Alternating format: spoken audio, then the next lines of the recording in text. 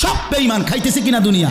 তো আল্লাহ তাআলা বলে কুলু ওয়া তামাত্তাউ কালিলান, এই নাফরমান কিছু সময়ের জন্য দুনিয়ার মধ্যে খা, ভোগ কর, ইন্নাকুম মুজরিমুন, কিন্তু মনে রাখিস তুই কিন্তু নাফরমান, তুই কিন্তু পাপী, আমি কিন্তু তোরে ছাড়বো না। কবরের প্রথম রাত থেকে হাসরের ময়দানে আমি দেখবি তুই বান্দা আমি কত কঠিন কত কঠোর, তোরে আমি দেখাবো। ভাত খাইতে লইছে খাও, ভাত খাইতে লইছ খাও বান্দা, এখানে আটকামু না, এখানে আমি জানোয়াররাও আটকাই না, আমি জন্তু জানোয়াররাও খাইতে দেই, তোরে দিতাম না কেন বেটা, খা বেটা। কিন্তু ইন্নাকুম মুজরিমুন, মনে রাখো 7টা বাজে নাস্তা করতে বসছো, আল্লাহ যেন ডাক দিয়ে বলে বেঈমান খা, ঠিক আছে নাস্তা, কিন্তু মনে রাখিস ফজরের নামাজ পড়স নাই, আমি হিসাব রাখছি।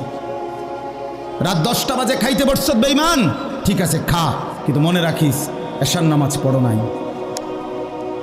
ঘর করলা, ফার্নিচার বানাইলা, ঠিক আছে থাকো, তো মনে রাখো এগুলো সুদের টাকা, এগুলা কাস্টমারের ঠকাইয়া মিথ্যা বইলা ওজনে কম দিয়া ওই টাকা আমি জানি, আমি বান্দা দেখব।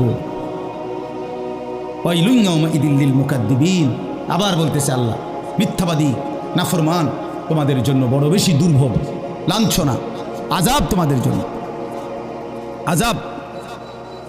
এই জন্য আল্লাহ তাআলা বলছেন এটা।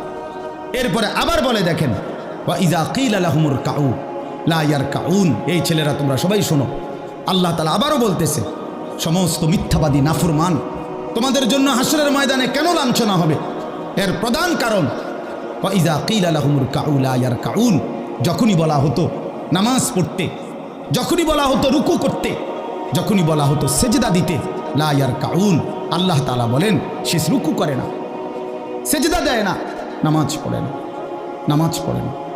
আল্লাহ বলেন আমি এতবার বললাম, এতবার বললাম, একটা দিনে 5 বার মসজিদে আজান হলো, একটা মহল্লায় শুধু একটা মসজিদ না, এক এক ওয়াক্তে এক একজনের কানে কমপক্ষে 10টা মসজিদ থেকে আজানের আওয়াজ আসে, ঠিক কিনা বলেন?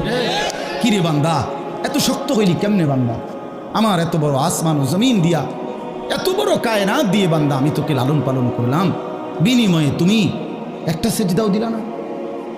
365 দিনে খোদার একটা বছর কোনো দিন ফজরের নামাজ পড়লা না, এ কেমন জিন্দিগি বাপ।